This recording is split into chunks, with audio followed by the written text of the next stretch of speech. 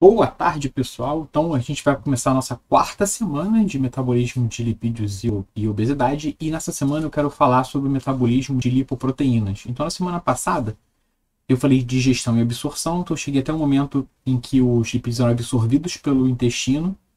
E agora eu quero dar a próxima etapa, que seria uma etapa intermediária, que é como que esses lipídios saem do intestino e vão circular pelo corpo, depois ser absorvido pelo fígado, reciclado e jogado na circulação de volta. Tá? Então, vai ser essa etapa intermediária.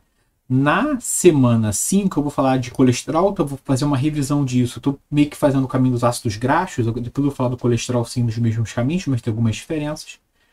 E na semana 6, eu vou falar sobre fígado e tecido adiposo, que seria o destino final desses lipídios. Tá? Então, nessa semana eu vou ficar no meio do caminho. Então, vamos para a aula. Então, vamos lá falar de metabolismo de lipoproteínas. Tá?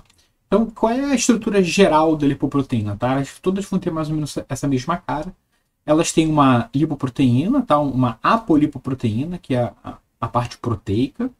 E aí, dependendo da lipoproteína, eu vou falar mais para frente, vocês podem ter diferentes tipos de proteína. Isso vai ser importante para a estrutura dela e definir que lipoproteína é e de onde ela veio. E essa estrutura proteica serve para você estruturar a lipoproteína, tá? E deixar de alguma forma ela estruturada e solúvel no plasma, que é um meio hidrofílico, então os lipídios têm que ser carregados de alguma forma por ali. Na estrutura dessa lipoproteína, você também vai ter uma monocamada de fosfolipídios, tá? Então, se vocês olharem, os fosfolipídios estão com as suas cabeças polares voltadas para fora, tá? Então, fazendo interação com a água do meio, e as cadeias de fosfolipídios estão voltadas para dentro. Tá? Aqui dentro você vai ter o grosso dos lipídios, que são triglicerídeos e colesterol. Tá? Então, você tem basicamente essa estrutura. Tá? Então, um núcleo hidrofóbico, tá? Cheio de triglicerídeos e colesterol, e uma camada externa mais hidrofílica, pelo menos com as cabeças polares dos fosfolipídios voltados para fora, e as proteínas também, capacidade, obviamente, de ser solúvel em água. E qual é como é que é o caminho que essas lipoproteínas vão fazer? Tá? Eu vou falar que, no geral, depois eu vou voltando nisso em alguns momentos durante a aula, mas é importante vocês saberem em que momento aparece cada lipoproteína, e depois eu vou falar dessas lipoproteínas individualmente. Tá? Então, lá no intestino, depois que os lipídios forem absorvidos, eles vão ser remontados, tá? Os triglicerídeos e o colesterol, eles vão ser remontados em lipoproteína chamada quilomicrons, tá?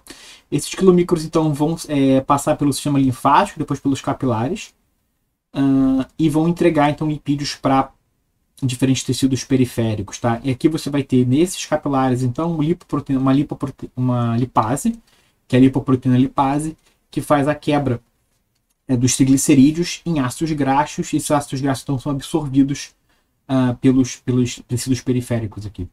Isso faz com que os quilomicrons diminuam de tamanho, né? Eles vão sendo hidrolisados, então você capta muito mais triglicerídeos do que colesterol, e aí depois que passarem pelos capilares, você vai ter os remanescentes quilomicrons, tá?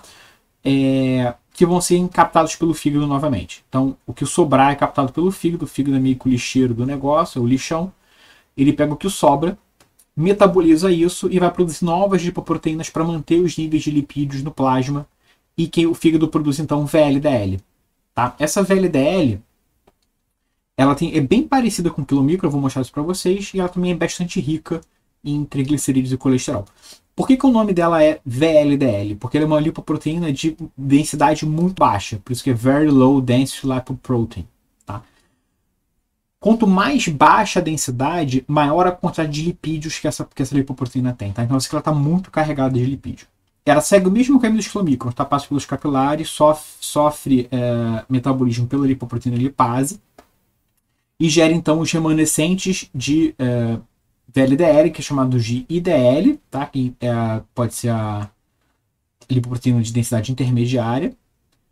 E esses caras aqui podem, então, receber lipídios e virar, então, uma LDL. Tá? Então, a LDL ela é derivada diretamente da VLDL.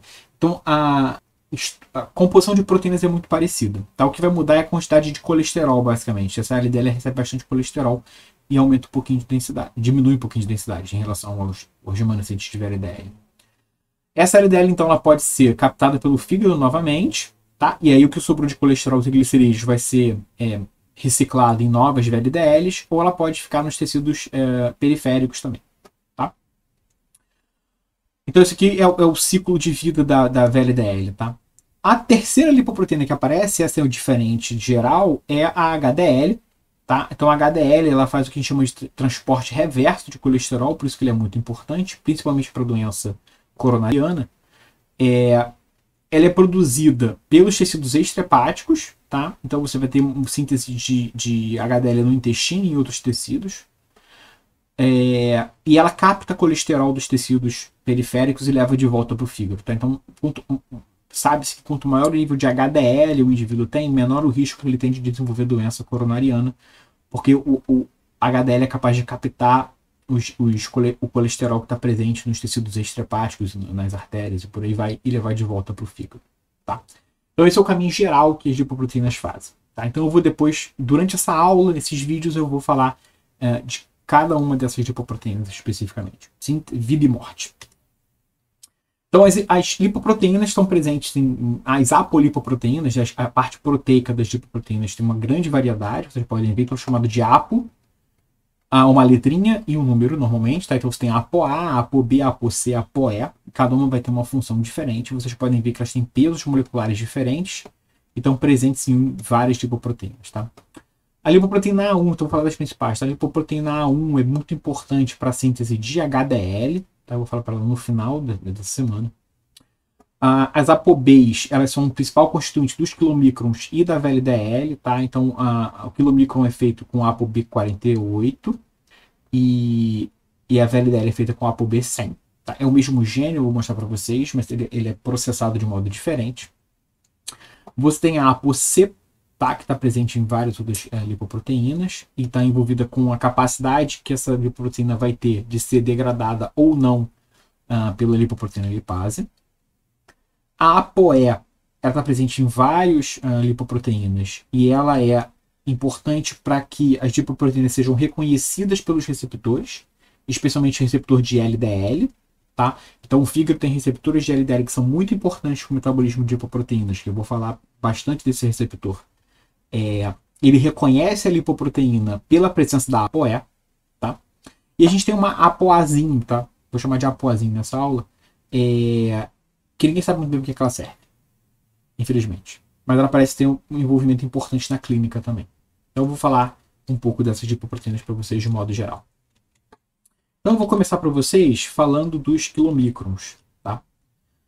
Então a síntese do quilomicro, como eu falei para vocês, ela começa, a lipoproteína principal é a ApoB48. Tá? A ApoB é sintetizada a partir do mesmo gene.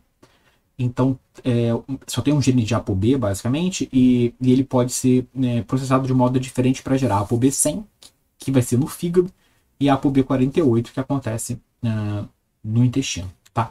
Quem faz isso é esse gene chamado aqui ApoBec1. Tá? Esse gene aqui, ele cliva, ou processa a lipoproteína de modo que ela vai ter tamanhos diferentes. Então, se você faz um camundongo nocaute, ou seja, um camundongo que não tem a ApoBec1, ele faz apenas ApoB100. Ele não consegue clivar, processar o gene de modo que ele não consegue fazer ApoB48, com isso ele vai ter dificuldades na síntese de quilomicron. Tá? E o que acontece então com esse camundongo? Então se você olhar aqui, esse camundongo knockout, tá? Ele só faz ApoB100, ele não aparece aqui ApoB48, vocês podem ver. Tá? E se você olha durante a absorção de lipídios, como é que estão as lipoproteínas linfáticas, que são basicamente os quilomicrons, né? O quilomicron ele sai do intestino para o sistema linfático antes de atingir os capilares. Vocês podem ver que o camundongo knockout tem partículas maiores. Tá? Então, você olha aqui, ó, ele tem majoritariamente aqui, se você olhar aqui, ó, 800 angstroms, 1200 angstroms. Então, se você transformasse esse gráfico aqui numa curva, você pode ver que o Y-type, né, o selvagem, que é o cinza, não achorado, tem essa cara aqui, então majoritariamente 600, enquanto você pode ver que o knockout tem uma curva meio que desviada para a direita. Tá? Então tem ali lipoproteínas linfáticas maiores. Isso porque a ApoB100 é maior do que a ApoB48. E o que acontece com com a absorção de lipídios? A absorção de lipídios é menor. Então, se você tem dificuldades de produzir o quilomicron do modo correto, ele não consegue fazer a ApoB48, o camundongo absorve menos lipídio. Tá? Então, aqui você está olhando o quanto de lipídio está saindo do lúmen e aparecendo, está sendo absorvido de fato. O camundongo selvagem, que é a bolinha preta, ele absorve mais com o decorrer do tempo do que o camundongo nocaute, que é o camundongo de bolinha branca. Tá?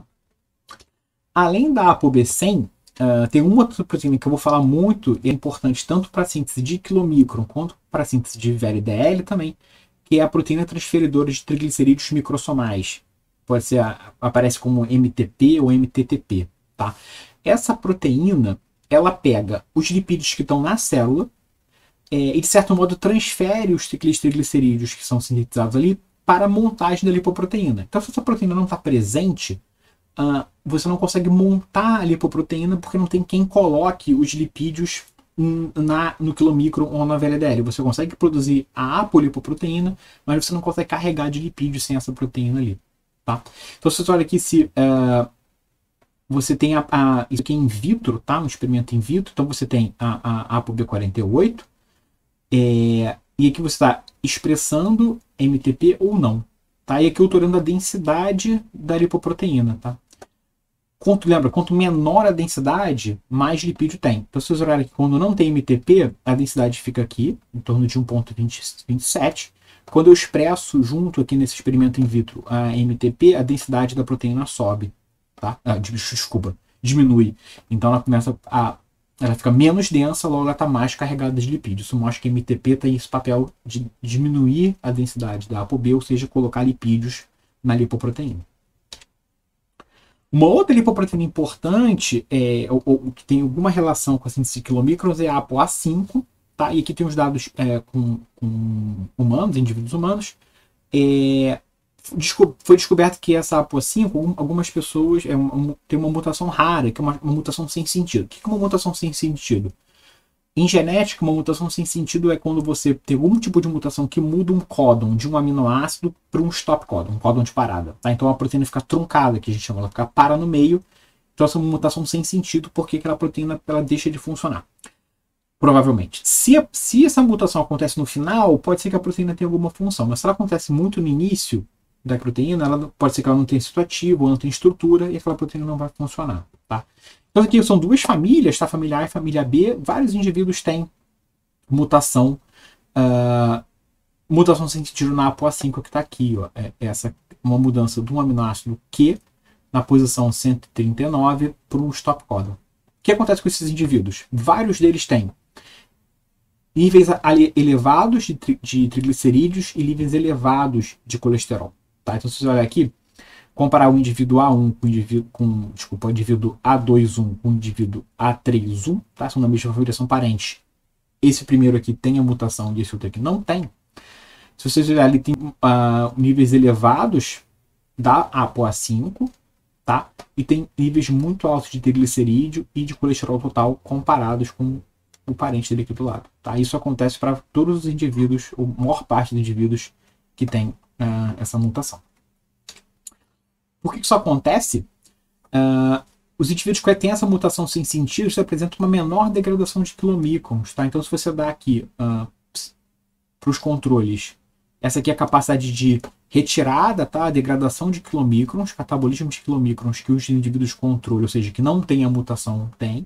Então, rapidamente, que depois de a meia-vida do quilomicron é de 2 horas, mais ou menos, enquanto os indivíduos que têm as mutações demoram muito para degradar ou retirar os quilomicrons de circulação. Então, a meia-vida dos quilomicrons é de 14 horas. Então, é 7 vezes maior do que a dos indivíduos controle. Tá? Por que isso acontece? Esses indivíduos têm uma menor expressão e uma menor atividade da lipoproteína lipase. Falei lá no começo, a lipoproteína lipase é aquela proteína que cliva os triglicerídeos dos quilomicrons e da VLDL. Então, os indivíduos controle têm a lipoproteína lipase, consegue ver no gel, mas os indivíduos que têm a mutação, a lipoproteína lipase não aparece. Tá? Então, não tem lipoproteína e a atividade é muito mais baixa. Então, enquanto a atividade aqui chega a 8, mais ou menos, aqui não chega a 2. Tá? Então, a presença da ApoA5 de alguma forma modula a atividade de lipoproteína lipase e é importante para a degradação de quilomicrons também.